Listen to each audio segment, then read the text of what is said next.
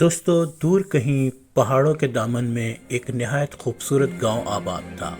اس گاؤں کے پھولوں سے بھرے کھیت، صاف نیلا آسمان اور فضائیں نہایت ہی خوبصورت منظر تھا۔ اسی گاؤں میں ایک چھوٹی سی ننھی منھی بچی رابیل رہا کرتی تھی۔ رابیل گاؤں میں موجود ایک بہت گھنے درخت کے نیچے کھیلا کرتی تھی۔ یہ درخت چونکہ بہت پرانا اور بہت گھنا تھا، اس لیے گاؤں کے اکثر لوگ اس درخت سے کچھ خوف کھاتے تھے اور اس کے بارے میں طرح طرح کی افواہیں پھیلا رکھی تھیں۔ مگر رابیل اس درخت کی دوست بن گئی اور اس درخت کے نیچے بیٹھ کر کھیلنا شروع کر دیا اور اس درخت پر لگے ہوئے پھل بھی توڑ کر کھاتی۔ اس درخت پر بہت سے رنگ برنگے اور خوبصورت پھل آتے۔ ایک روز رابیل نے دیکھا کہ اس درخت پر ایک سنہرے رنگ کا بہت بڑا پھل اگایا ہے۔ رابیل نے وہ پھل توڑ کر کھایا تو اسے ایسا محسوس ہوا جیسے اس کی تمام دن کی تھکن دور ہو گئی اور وہ پھر حشاش بشاش ہو کر دوبارہ سے درخت کے سائے تلے کھیلنے میں مصروف ہو گئی۔ دوسرے دن اس نے دیکھا کہ اسی درخت پر ایک نیلے رنگ کا بڑا سا خوبصورت پھل لگا ہے۔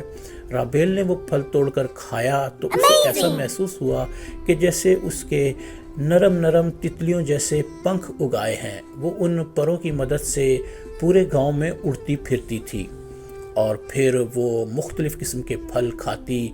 کبھی وہ پانی کے اوپر چلنا شروع کر دیتی تو پانی اسے راستہ دے دیتا۔ دوستو، اس طرح بہت سی جادوئی طاقتیں ان پھلوں کے ذریعے رابیل کو ملتی کیونکہ درخت رابیل کو بہت پسند کرتا تھا۔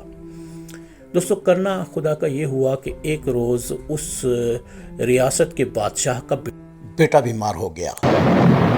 بادشاہ نے اپنی ریاست کے تمام بڑے بڑے حکیموں کو بلایا مگر کسی بھی حکیم سے بادشاہ کا بیٹا تندرست نہ ہوا۔ آخر کار گاؤں کے ایک شخص نے بادشاہ کے محل میں جا کر رابیل کی جادوئی شکتیوں کے بارے میں بتایا تو بادشاہ نے رابیل کو اپنے محل میں طلب کیا۔ رابیل نے اسی جادوئی درخت کا ایک پھل توڑا اور بادشاہ کے بیٹے کو کھانے کے لیے دیا۔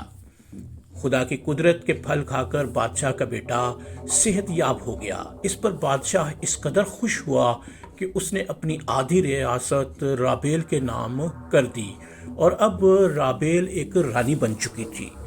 دوستو، رابیل کی جادوئی شکتیوں کی کہانیاں دور دور تک پھیلنے لگی۔ پھر کالے قلعے میں رہنے والا ایک جادوگر جس کا نام آلٹو جادوگر تھا، رابیل سے جلنے لگا۔ پھر آلٹو جادوگر نے ایک خوفناک پلان بنایا اور رابیل کے محل میں پہنچا۔ اس نے رابیل کے ساتھ دوستی کرنے کے لیے جھوٹ موٹ کی کہانی سنائی مگر دھوکے سے رابیل کو لے جا کر کے ایک بند کمرے میں بند کر دیا۔ مگر وہیں اس وقت اس کا پالتو بلہ تومس آن موجود ہوا۔ تومس کے پاس ایک سرخ رنگ کا پھل تھا۔ جیسے ہی رابیل نے پھل کھایا، رابیل کمرے سے غائب ہو گئی۔ آزاد ہو کر وہ جادوگر کے پاس پہنچی اور اسے اپنی چکنی چپڑی باتوں میں لیا اور کہا کہ کیوں نہ میں آپ کو اس جادوئی درخت کے تمام راز بتا دوں اور پھر اس کے بدلے آپ میری ریاست مجھے سونپ دیجئے۔ میں اپنی ریاست میں خوش ہوں، آپ میری تمام جادوئی طاقتیں لے لیں۔ جادوگر نے سوچا اگر جادوئی طاقتیں مجھے مل جائیں تو پھر ریاست تو میں اپنے آپ لے لوں گا۔ چنانچہ وہ رابیل کی باتوں میں آ گیا۔ رابیل اسے لے کر درخت کے نیچے پہنچی اور ایک خوبصورت پھل توڑ کر جادوگر کو دیا۔ جادوگر نے ذوق و شوق سے وہ پھل کھایا مگر پھل کھاتے ہی تڑپ تڑپ کر گرا اور مر گیا اور یوں رابیل اپنے درخت کی مدد سے اپنی ریاست کو بچانے میں کامیاب رہی۔ دوستو، اس کے بعد رابیل نے اپنی رعایا کی خوب خدمت کی اور سب ہنسی خوشی رہنے لگے۔